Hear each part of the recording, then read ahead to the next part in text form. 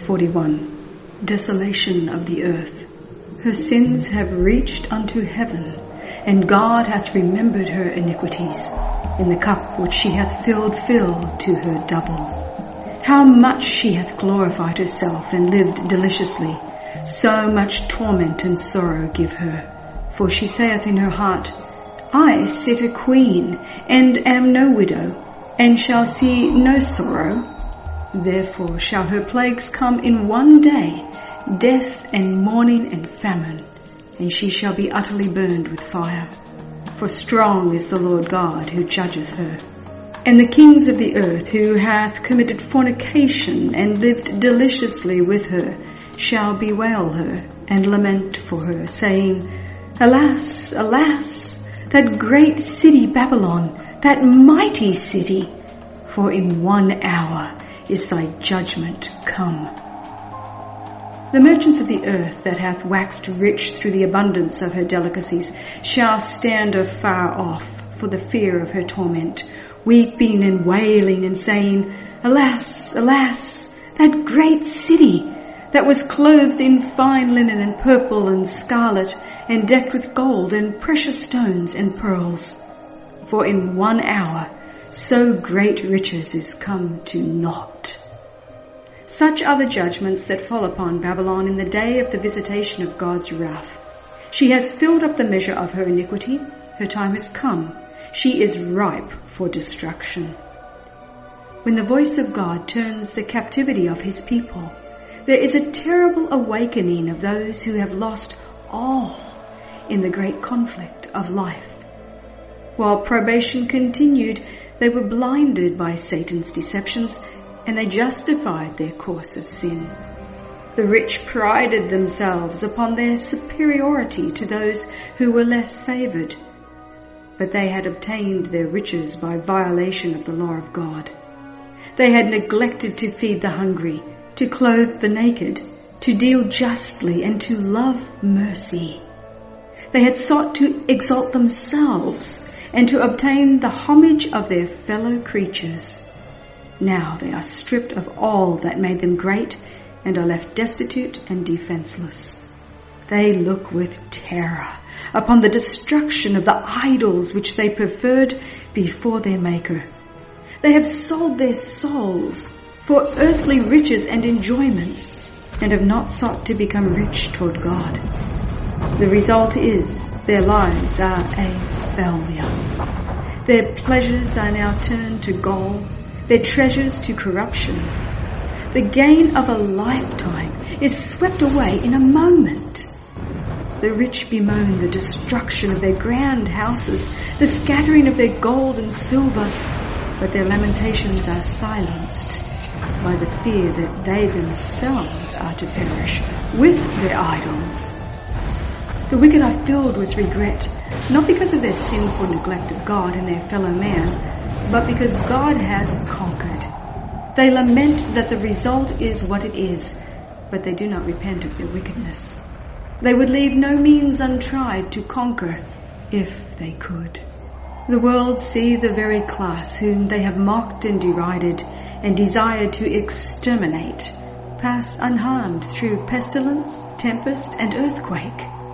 He who is to the transgressors of his law a devouring fire is to his people a safe pavilion. The minister who has sacrificed truth to gain the favor of men now discerns the character and influence of his teachings. It is apparent that the omniscient eye was following him as he stood in the desk, as he walked the streets, as he mingled with men in the various scenes of life. Every emotion of the soul, every line written, every word uttered, every act that led men to rest in a refuge of falsehood has been scattering seed. And now, in the wretched, lost souls around him, he beholds the harvest. Saith the Lord, they hath healed the hurt of the daughter of my people slightly, saying, Peace, peace, when there is no peace. With lies ye have made the heart of the righteous sad, whom I have not made sad, and strengthened the hands of the wicked, that he should not return from his wicked way, by promising him life. Woe be unto the pastors that destroy and scatter the sheep of my pasture. Behold, I will visit upon you the evil of your doings. Howl, ye shepherds, and cry, and wallow yourselves in the ashes, ye principal of the flock. For your days for slumber and your dispersions are accomplished. And the shepherds shall have no way to flee, nor the principal of the flock to escape. Ministers and people see that they have not sustained the right relation to God. They see that they have rebelled against the author of all just and righteous law. The setting aside of the divine precepts gave rise to thousands of springs of evil, discord, hatred, iniquity, until the earth became one vast field of strife, one sink of corruption. This is the view that now appears to those who rejected truth and chose to cherish error.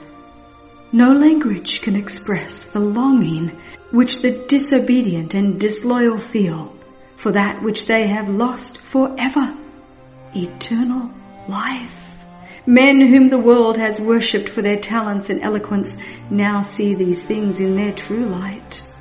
They realize what they have forfeited by transgression, and they fall at the feet of those whose fidelity they have despised and derided, and confess that God has loved them. The people see that they have been deluded. They accuse one another of having led them to destruction. But all unite in heaping their bitterest condemnation upon the ministers. Unfaithful pastors have prophesied smooth things. They have led their hearers to make void the law of God and to persecute those who would keep it holy. Now, in their despair, these teachers confess before the world their work of deception. The multitudes are filled with fury. We are lost, they cry, and you are the cause of our ruin. And they turn upon the false shepherds. The very ones that once admired them most will pronounce the most dreadful curses upon them. The very hands that once crowned them with laurels will be raised for their destruction. The swords which were to slay God's people are now employed to destroy their enemies. Everywhere there is strife and bloodshed. A noise shall come even to the ends of the earth. For the Lord hath a controversy with the nations. He will plead with all flesh. He will give them that are wicked to the sword. For 6,000 years the great controversy has been in progress.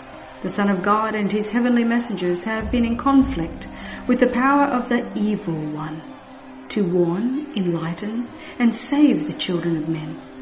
Now all have made their decisions. The wicked have fully united with Satan in his warfare against God. The time has come for God to vindicate the authority of his downtrodden law.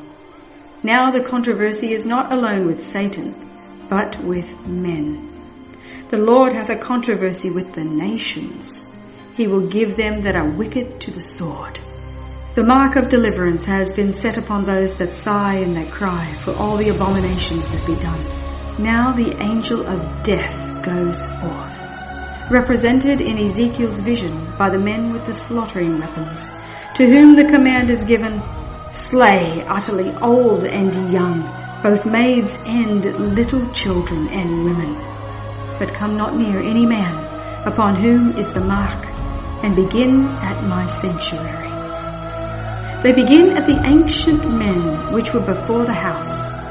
The work of destruction begins among those who have professed to be the spiritual guardians of the people. The false watchmen are the first to fall. There are none to pity or to spare. Men, women, maidens, and little children perish together.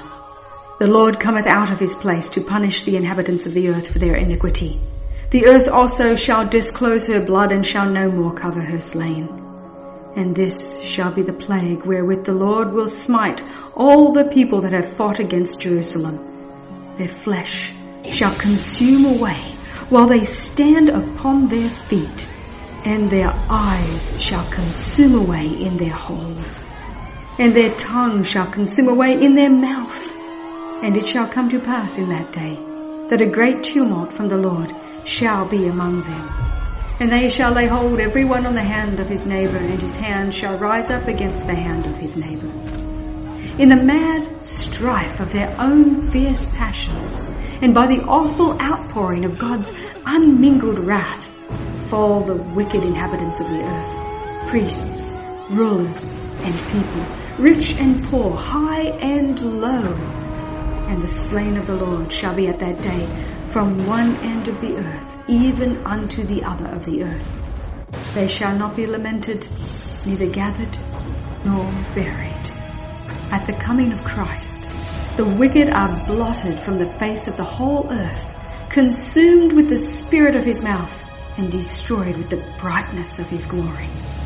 Christ takes his people to the city of God, and the earth is emptied of its inhabitants. Behold, the Lord maketh the earth empty, and maketh it waste, and turneth it upside down, and scattereth abroad the inhabitants thereof. The land shall be utterly emptied and utterly spoiled, for the Lord hath spoken this word. Because they have transgressed the laws, changed the ordinance, broken the everlasting covenant. Therefore hath the curse devoured the earth, and they that dwell therein are desolate. Therefore the inhabitants of the earth are burned. The whole earth appears like a desolate wilderness, the ruins of cities and villages destroyed by the earthquake, uprooted trees, ragged rocks, thrown out by the sea or torn out of the earth itself, are scattered over its surface, while vast caverns mark the spot where the mountains have been rent from their foundations.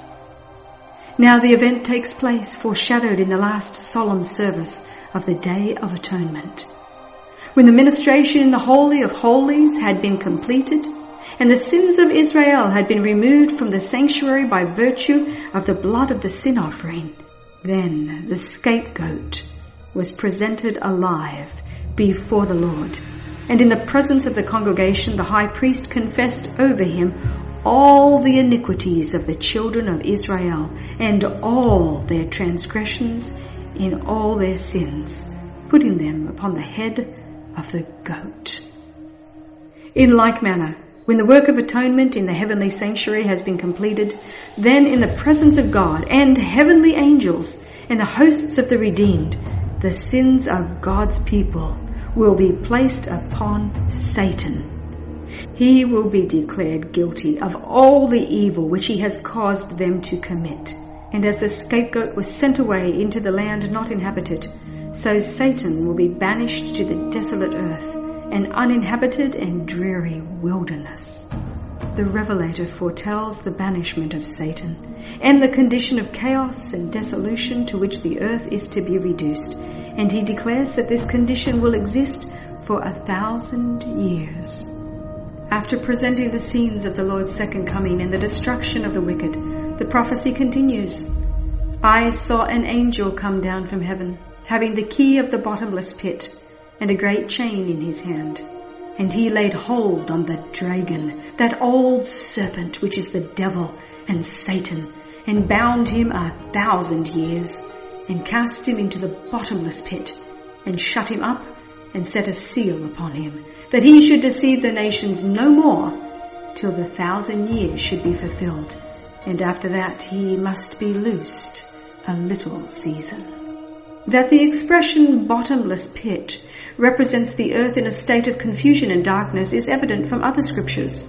Concerning the condition of the earth, in the beginning, the Bible record says that it was without form and void, and darkness was upon the face of the deep. Prophecy teaches that it will be brought back, partially at least, to this condition. Looking forward to the great day of God, the prophet Jeremiah declares, I beheld the earth, and lo, it was without form and void, and the heavens, and they had no light.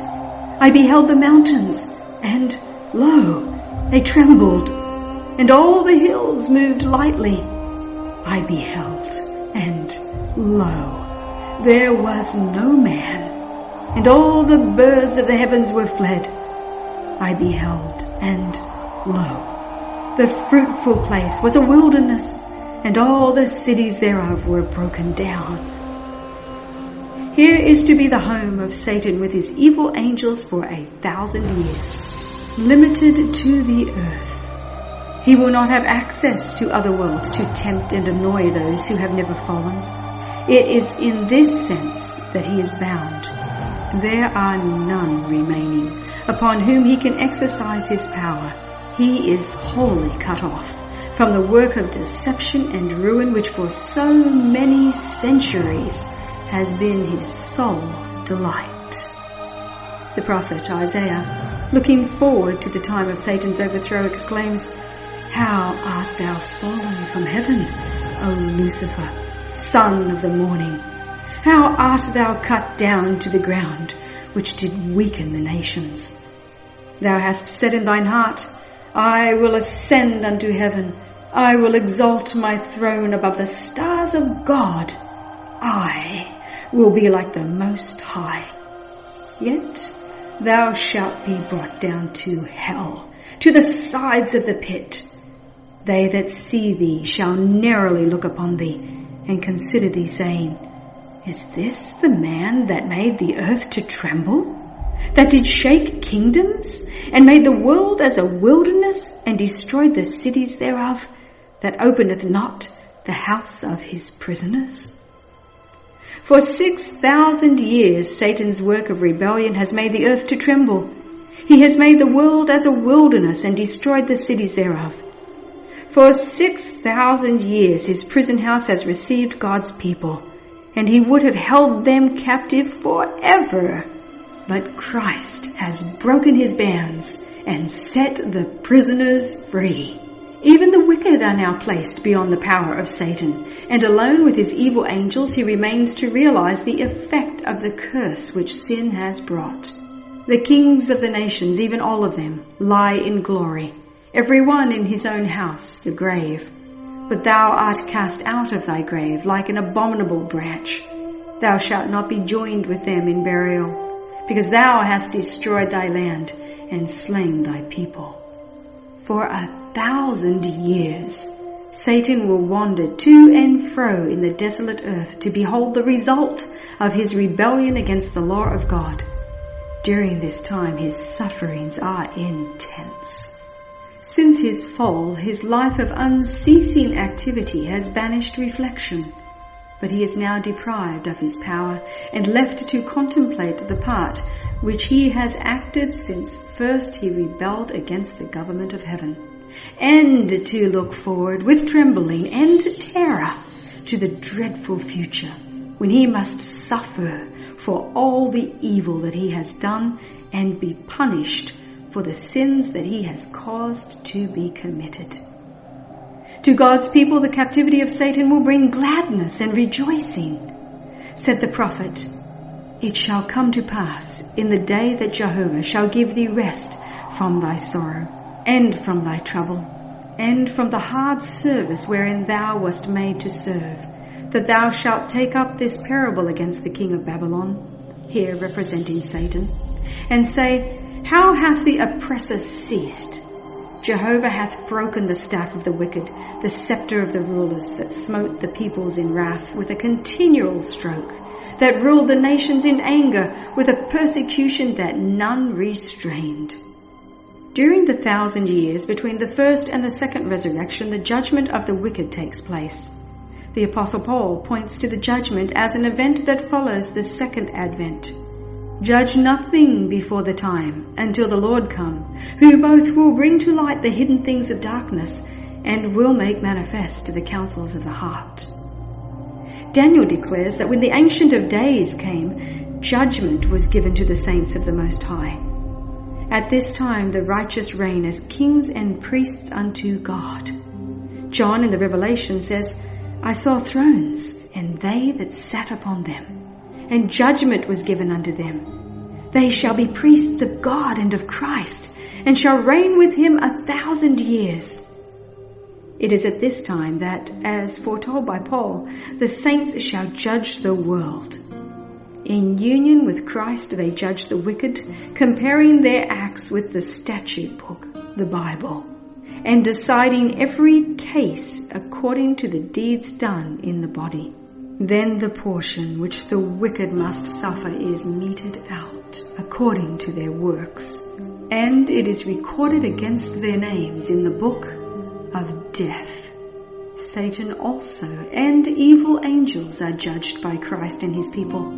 Says Paul, "Know ye not that we shall judge angels?"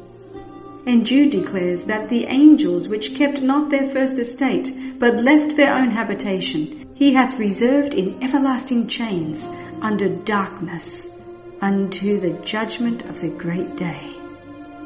At the close of the 1,000 years, the second resurrection will take place. Then the wicked will be raised from the dead and appear before God for the execution of the judgment written. Thus the Revelator, after describing the resurrection of the righteous, says, "The rest of the dead live not again until the 1,000 years were finished." And Isaiah declares concerning the wicked, "They shall be gathered together as prisoners are gathered in the pit, and shall be shut up in the prison, and after many days shall they be visited."